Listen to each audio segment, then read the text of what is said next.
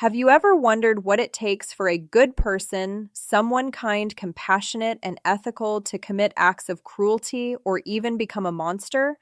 Imagine someone you admire, someone you trust, slowly transforming into someone unrecognizable. What if I told you this isn't just a rare anomaly, but a pattern woven throughout history and human behavior today?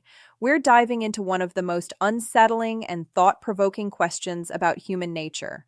Why do good people sometimes do bad things? By the end of this video, you'll uncover the shocking mechanisms that push ordinary individuals into darkness. More importantly, you'll learn how to recognize and resist these forces, with the final insight being the most crucial and empowering of them all. This journey will take us deep into psychological experiments, historical events, and philosophical reflections, exposing the razor-thin line between good and evil. But this isn't just a story about others, it's a mirror forcing us to look inward and ask, what would I do in their place? Could I too be swayed by these forces? Stay with me, because what you'll discover today could forever change the way you see the world and yourself.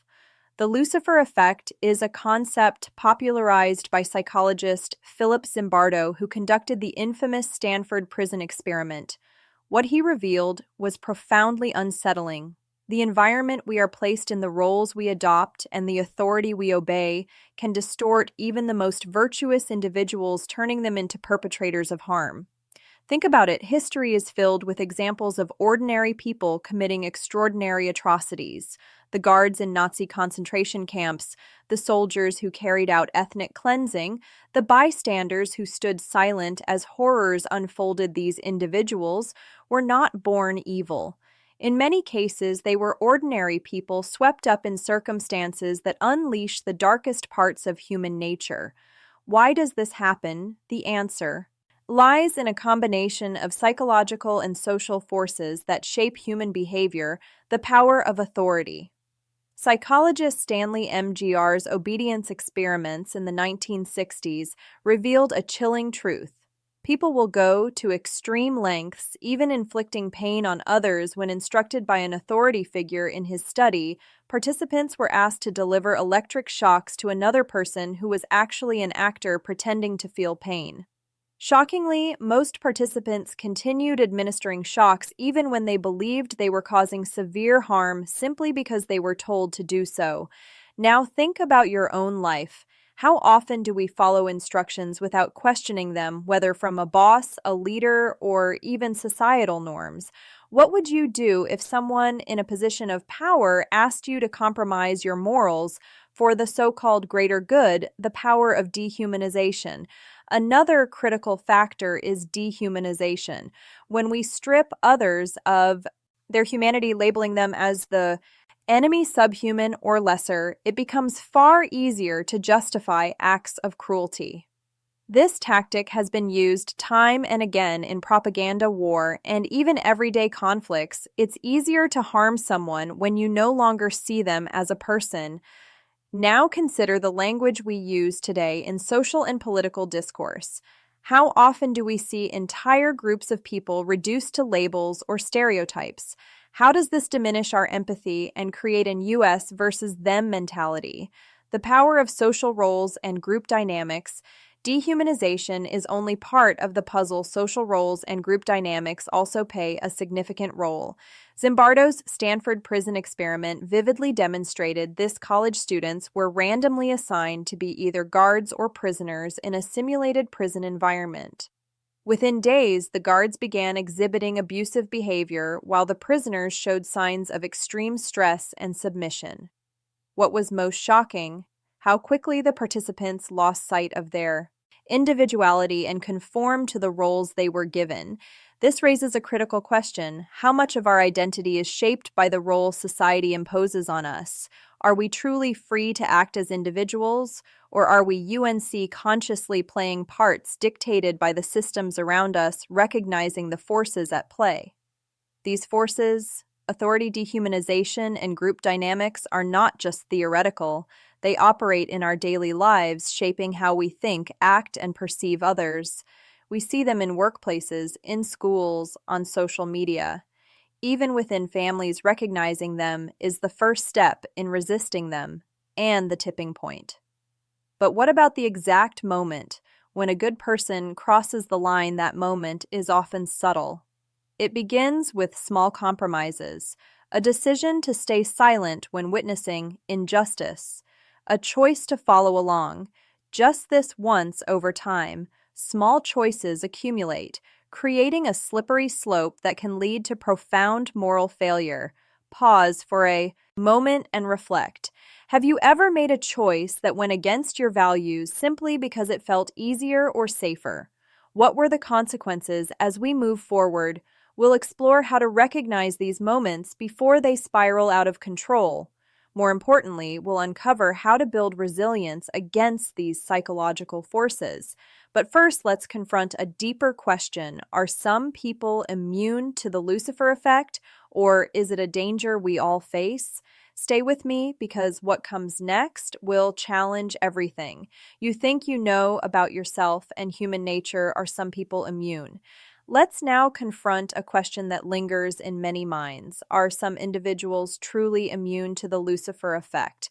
The answer, though unsettling, is that none of us are entirely immune.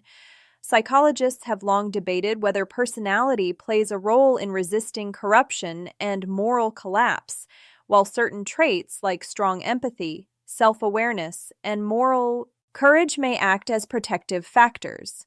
The truth is that under the right or perhaps the wrong circumstances, anyone can succumb to these forces. Think of it this way. We all carry within us the potential for both great good and unimaginable harm. This duality is a recurring theme in literature, religion, and philosophy. The renowned Swiss psychiatrist Carl Jung described it as the shadow, the darker, often repressed parts of ourselves that we hesitate to acknowledge. Jung believed that to truly understand ourselves, we must confront the shadow and integrate it into our conscious awareness. Have you ever felt a surge of anger or envy so intense it startled you? Have you ever acted impulsively in the heat of the moment, only to deeply regret it later? These are glimpses of the shadow at work left unchecked. This shadow can grow, manifesting in ways that align with the Lucifer effect.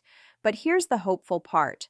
Awareness is our greatest defense. By understanding the psychological mechanisms that lead to moral collapse, we gain the power to resist them, the danger of moral disengagement. Now let's go deeper into how these forces operate in real life, and more importantly, how we can counteract them. One of the most insidious mechanisms at play is something psychologists call moral disengagement, a concept introduced by Albert Bandura. Moral disengagement explains how people rationalize harmful behavior to avoid feelings of guilt or remorse. For example, someone might convince themselves everyone else is doing it. The ends justify the means.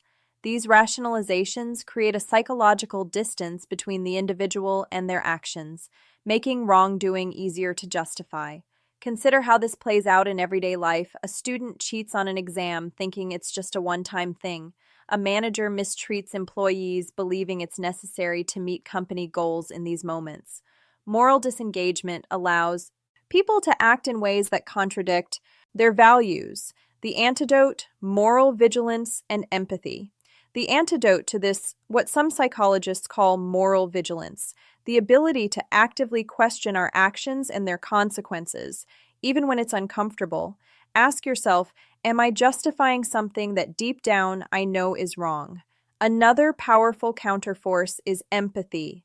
Empathy acts as a shield against dehumanization. When we truly see others as complex feeling individuals, people with hopes, fears, and dreams, it becomes far more difficult to harm them. This is why storytelling, art, and human connection are so vital. They remind us of our shared humanity and break down the barriers that divide us, the role of leadership and society. But what about the bigger picture? How do we address the systems and structures that perpetuate harm and enable the Lucifer effect on a larger scale? This is where leadership and collective responsibility come into play. History has shown us that charismatic Leaders can either elevate or corrupt entire societies. Adolf Hitler manipulated fear and prejudice to justify atrocities. Mahatma Gandhi and Martin Luther King Jr. used their influence to inspire resistance against injustice and promote positive change. This brings us to a pivotal question: what kind of leader do we choose to follow? And just as importantly, what kind of influence do we have on those around us? Even if we don't hold traditional positions of authority, we all have influence within our families, communities, and workplaces. The question is, do we use that influence to promote compassion and fairness, or do we contribute consciously or unconsciously to harm and division? Take a moment to reflect on your own life. Who are the people you admire? What values do they embody? And just as importantly, what kind of example are you setting for those who look up to you as we examine forces like authority, moral disengagement, dehumanization, and leadership? It becomes clear that the battle between good and evil is not just external, it's an internal struggle, one that each of us faces daily. But here's the empowering truth: just as circumstances can lead people astray, they can also guide us toward extraordinary acts of kindness, courage, and integrity. The same mechanisms that create monsters can also create heroes. So how do we ensure we stay on the path of good? How do we cultivate the strength to resist the pull of the Lucifer effect when it arises? The answers lie ahead. Recognizing and resisting moral failure. In the next section, we'll uncover practical strategies for recognizing and resisting the psychological forces that lead to moral failure. These strategies have been tested by psychologists, spiritual leaders, and/or AR individuals who have faced extraordinary challenges.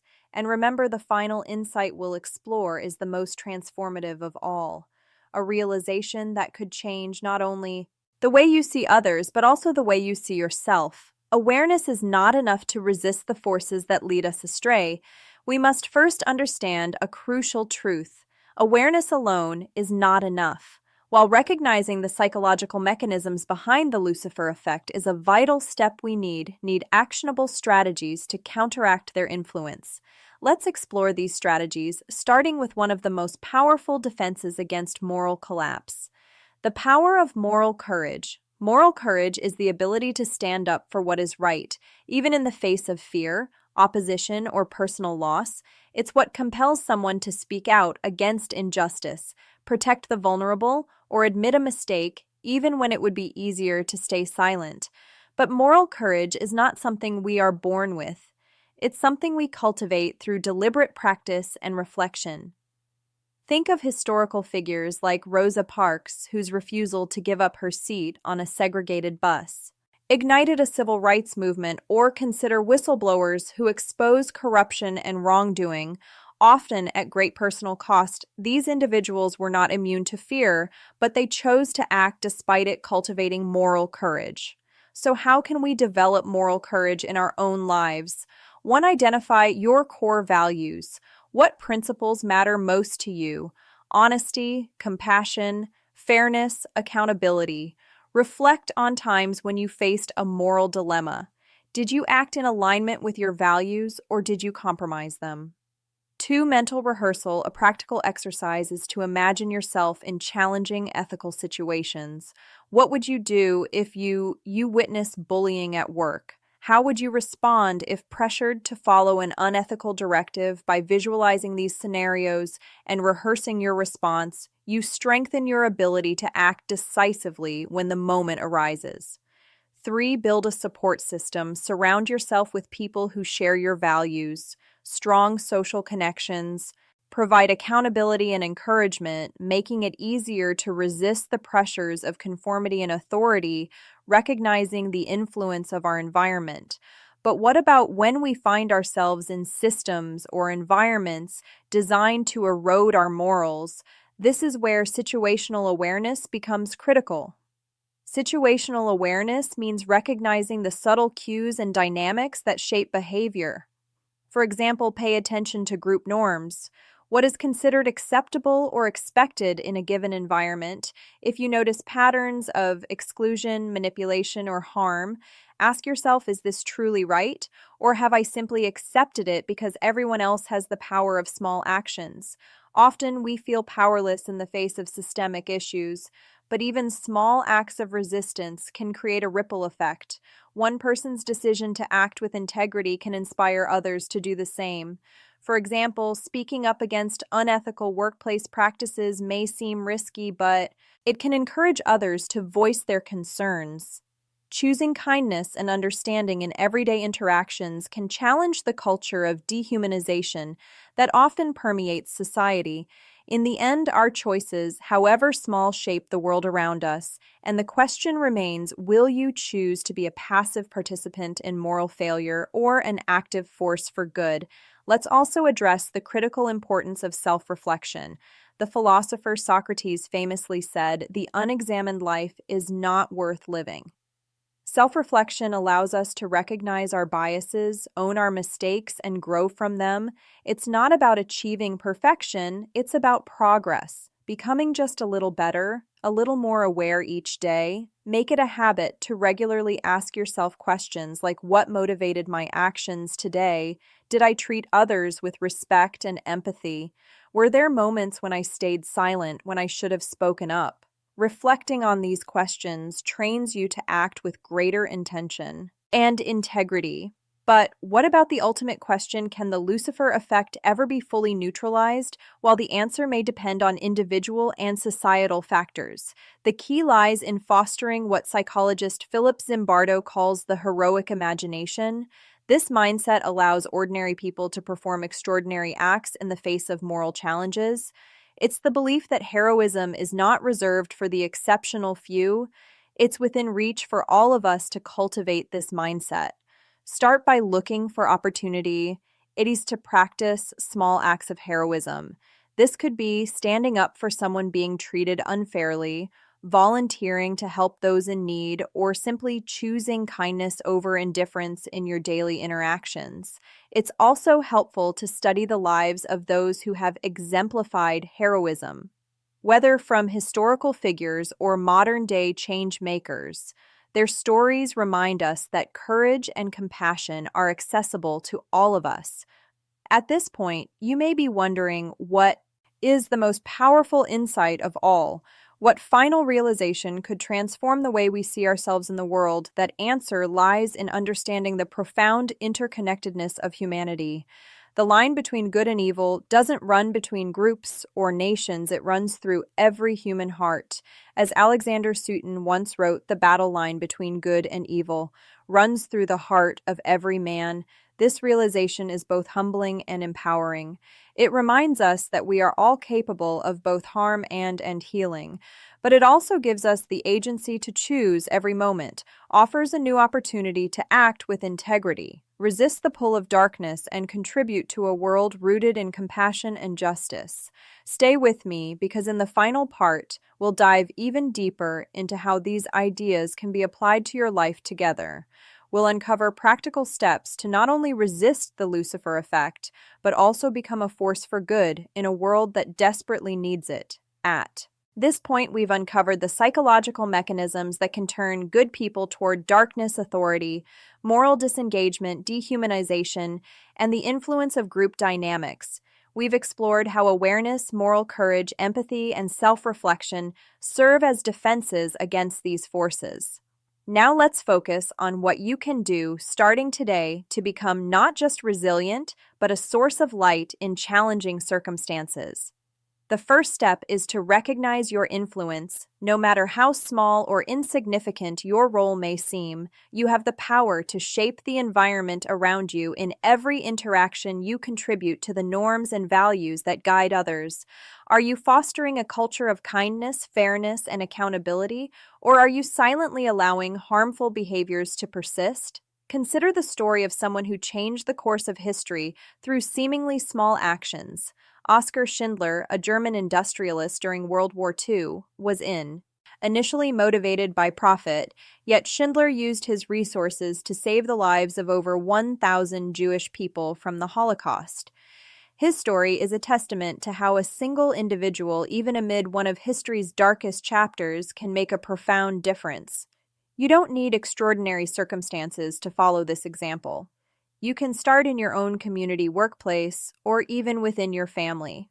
Speak up when you see injustice, offer support to someone who feels isolated, challenge stereotypes and assumptions that divide people. These small acts, when multiplied, have the power to transform not only individual lives, but entire communities. Another vital step is to educate yourself and others. Knowledge is one of the most effective tools against manipulation and moral erosion. Study, history, psychology, and philosophy to deepen your understanding of how and why people make the choices. They do share this knowledge with others, not to preach or lecture, but to spark meaningful conversations that inspire reflection and growth, for example. Have you ever considered how much the stories we consume influence our thinking? Films, books, and media often shape our perceptions of good and evil, right and wrong. By seeking out narratives that challenge your assumptions and broaden your perspective, you build a more nuanced and compassionate understanding of the world. Let's also talk about resilience in the face of pressure, standing up for what is. Right often comes with risks, social rejection, professional consequences, or even personal loss. This is why resilience is so crucial. Resilience doesn't mean being fearless. It means continuing to act in accordance with your values, even when fear is present, to build resilience. Focus on practices that strengthen your mental and emotional well-being. These might include mindfulness, meditation, journaling, or seeking guidance from mentors and trusted friends. Surround yourself with a community of people who uplift and inspire you. Resilience is not something you build alone, it thrives in connection with others. But what happens when we fail? Because inevitably we will. There will be moments when fear or pressure gets the better of us, when we act in ways we later regret. This is where the concept of self-forgiveness becomes essential. Self-forgiveness is not about excusing harmful behavior, but about acknowledging your mistakes, taking responsibility, and committing to do better. It's about understanding that failure is part of the human experience and that growth often comes from confronting our shortcomings. Reflect for a moment. Is there a time when you fell short of your own values? How did you respond to that failure? Did you learn from it or did you let it? Define you. The ability to forgive yourself and others is one of the most powerful tools for breaking free from the cycles of harm. Perpetuated by the Lucifer effect, it allows you to move forward with clarity and purpose, rather than being weighed down by guilt or resentment. Finally, let's return to the most profound insight of all: the interconnectedness of humanity. When we recognize that the line between good and evil runs through every human heart, we begin to see others and ourselves with greater compassion. This understanding doesn't excuse harmful behavior, but it does allow us to approach the world with empathy and a commitment to healing rather than judgment. Think about the ripple effects of your actions. Every choice you make, no matter how small, sends waves out into the world. Will your actions contribute to division and harm, or will they bring people together and inspire hope? Imagine a world where each of us takes responsibility for our own choices, where we resist the forces that dehumanize and divide, and where we strive to create environments that nurture compassion and integrity. This is not an unattainable ideal, it's a reality we can build one decision at a time.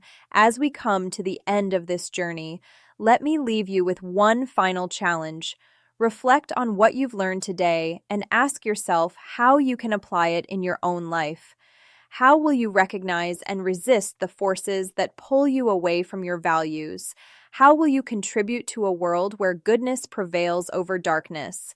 The answers to these questions are not easy, but they are worth pursuing, because in the end, the battle between good and evil is not fought on distant battlefields or in abstract theories.